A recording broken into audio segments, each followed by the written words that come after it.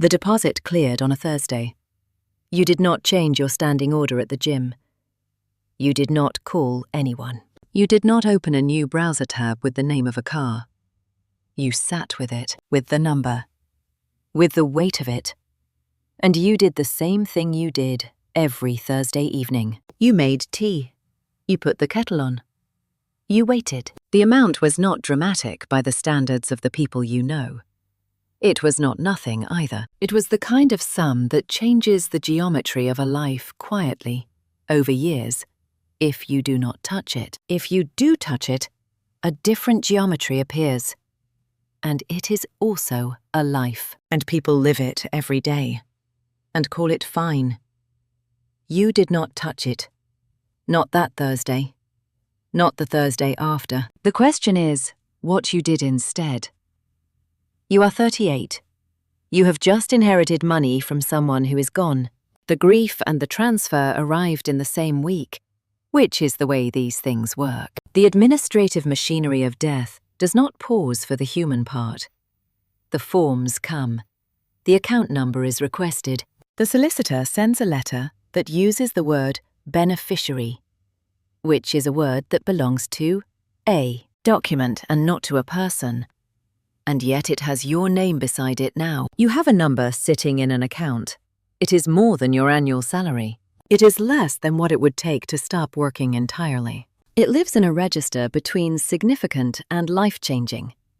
And that register is its own kind of test. Your sister knows she received the same amount from the same estate on the same Thursday. She has already mentioned a kitchen renovation, a trip somewhere warm, a course she has been meaning to take since her youngest started school. You listened. You said, "That sounds lovely." You said nothing about what you were doing with yours. Not because you are hiding it, because you have not yet decided. Because the decision you sense is not really about the money. The money is just the question. You are still working out what the question is. Your colleagues do not know. Your closest friend does not know.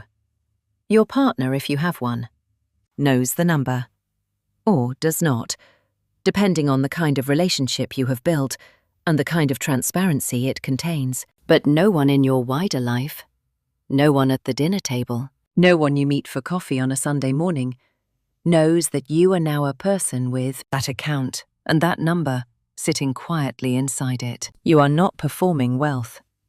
You are not performing anything.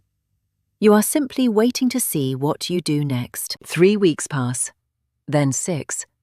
The money stays. You notice, with something close to surprise, that your life has not changed shape at all. You go to work. You buy groceries. You take the train you always take. The candle you light in the evenings is the same candle. The pen you uncap before bed is the same pen. And somewhere, in an account you do not check daily, the inheritance waits. That is where this story begins. The inheritance is not the event. The silence around the inheritance, the chosen, deliberate, undramatic silence, is the event. That silence is what this is about. There is a thing that happens when money arrives unexpectedly, not when you earn it. Earning has its own rhythm, its own arrival and departure and familiar calibration. When money arrives unexpectedly, from the death of someone you loved, from the closing of an estate you did not fully know existed, it carries with it a specific and under-acknowledged pressure. The pressure is this: prove it meant something. Prove the inheritance was not random. Prove you were the right person to receive it. Prove you know what to do with it. That you will not embarrass the memory of the person who kept it. That you are not the kind of person who wastes what is given. This pressure, if you are not careful, will make you do something. Something visible. Something that functions as evidence. And doing something. In the first season after receiving unexpected money is almost always the wrong first move. The rule. The first one is this: an inheritance is not an outcome. It is a test of who you already are. You will not believe this yet. That is fine. What you do with the money in the first 12 months will reveal more about your discipline than the previous decade of earning did. Because when you earn money, you have already rehearsed the answer. You know what you do with a paycheck. You know where it goes. The amount is proportional to your life. It fits. An inheritance is disproportionate. It arrives outside the system you have built to handle money.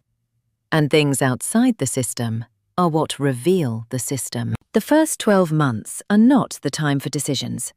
They are the time for watching yourself, for noticing what you want to do with it when no one is asking, for observing the shape of your own urgency before you act on it. The observation is the first discipline. The decision comes after. She is 29 when the letter arrives. Not a death. A grandmother's account. Transferred at maturity. Deposited without announcement into her current account on a Wednesday afternoon while she is teaching a classroom of 15-year-olds about the French Revolution. She does not know it is there until she checks her phone at lunch. The amount is £22,000. It is the largest sum she has ever held at one time. She is a secondary school teacher, earning £31,000 a year. She has £800 in her current account and £1,400 in a savings account she has not touched in 3 years, she tells her mother. Because her mother is the executor and already knows, she tells no one else. The first week, she looks at property listings. She is not in a position to buy. Not yet. Not on her salary alone in this city. But the listings are a form of imagining, and imagining is free. She looks at them the way you look at menus in restaurants you are not yet going into, for the pleasure of the possible. The second week, she closes the listings. She opens a different kind of account, one that pays a fixed rate and imposes a meaningful penalty for early withdrawal. She moves the full amount in. She sets the term to 3 years. She does not tell herself she is making a permanent decision. She tells herself she is simply buying time, which is a form of the truth that she can live with. She is not certain she is right. She is certain only that the certainty, whichever way it pointed, would be premature. The fixed account is not the right long-term vehicle. She knows this. It is a holding place, a way of protecting the money from herself for long enough that the self who eventually moves it will be a different, slower, better informed self. This is a strategy. It is not glamorous. It does not have a name you would recognize from a book or a podcast or a well-meaning article.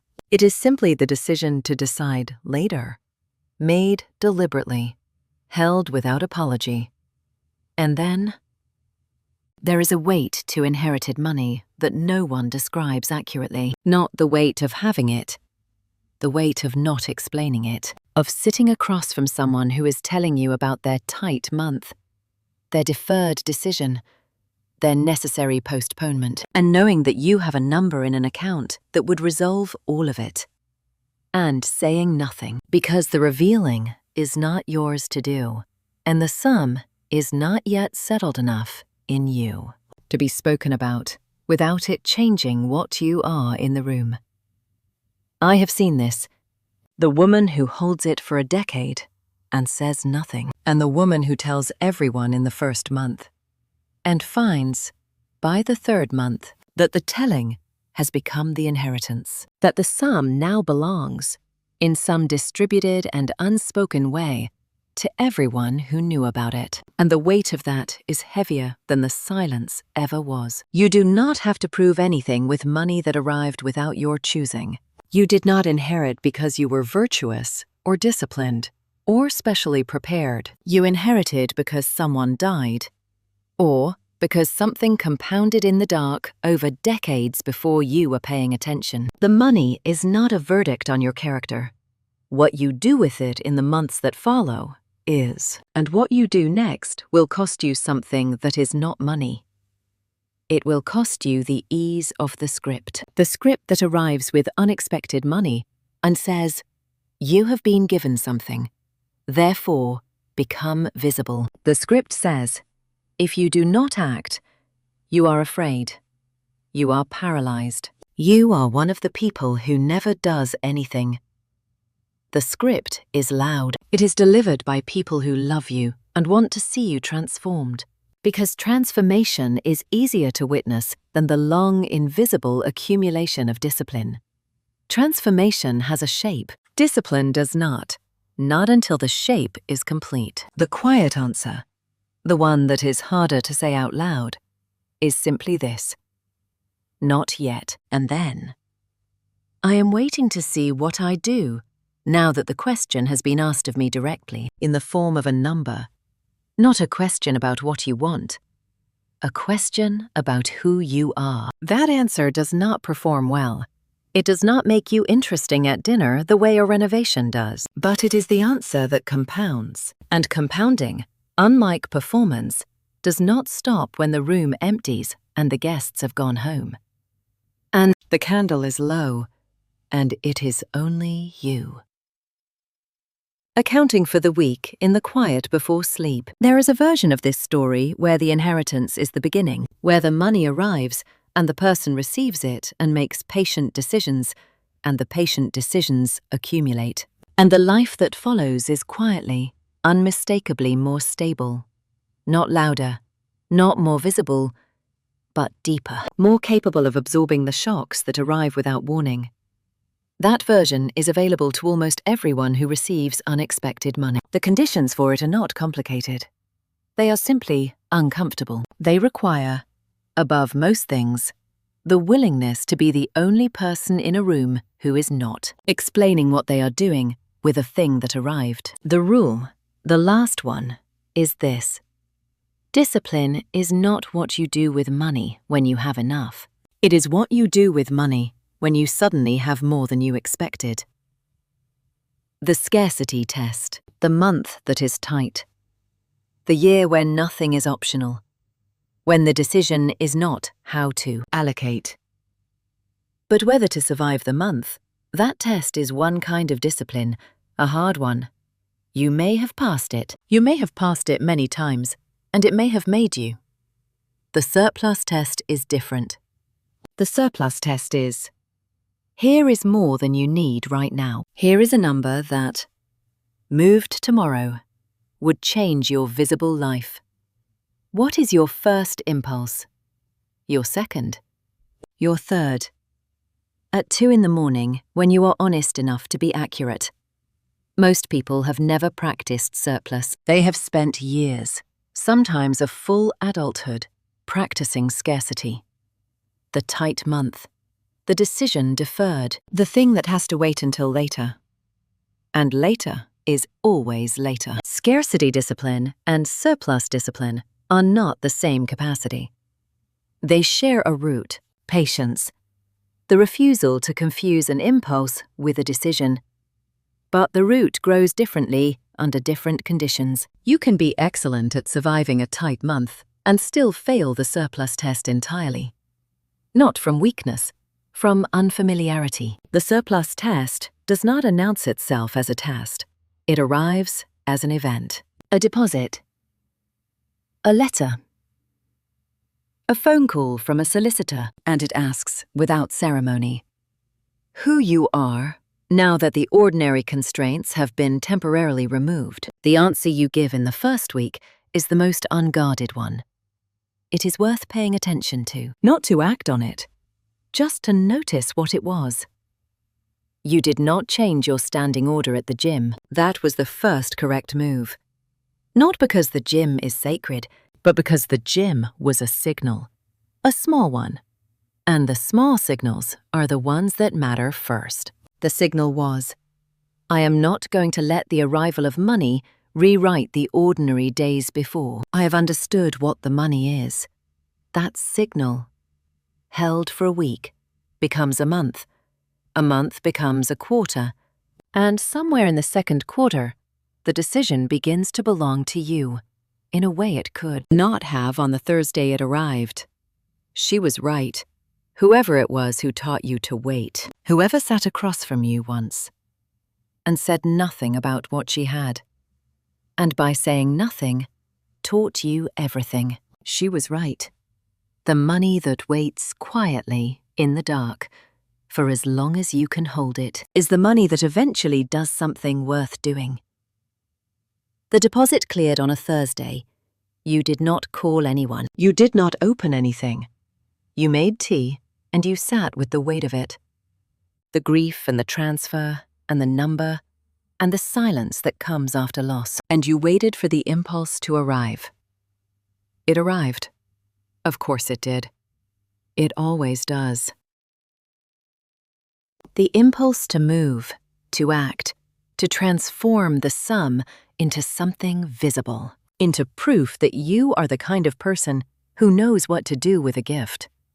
You let it pass, not because you are certain you are right, not because you have a plan so complete that action would only disturb it, not because you are the kind of person who is never wrong, who always chooses correctly, who has learned from other people's mistakes and will therefore not repeat them, but because you have been paying attention long enough to know that the impulse in the first week, in the first season, in the raw and unsteady time just after money and grief arrive together in the same envelope, is almost never the answer you will want to have given. The impulse is information. It is not instruction. The correct answer is the one you can still stand behind in the second year. In the fifth, in the quiet arithmetic of the 10th year, when you are accounting, not to anyone else, only to yourself, at a table with a low candle, for what you did with the weight that cleared on a Thursday and changed the geometry of your life. You have not told anyone. Not yet. Maybe not for a long time. Maybe just long enough for the decision to belong to you before it becomes a story you tell, before the telling changes it, before the story becomes the thing, instead of the thing being the thing. The candle is low. The notebook is still closed. The tea has gone past warm. The city outside is quieter than it was. The phone is still face down. You are still the same person you were before the deposit cleared. That is not a failure. That is the first correct answer to a question most people will never think to ask. If this found you at the right time, you know what to do.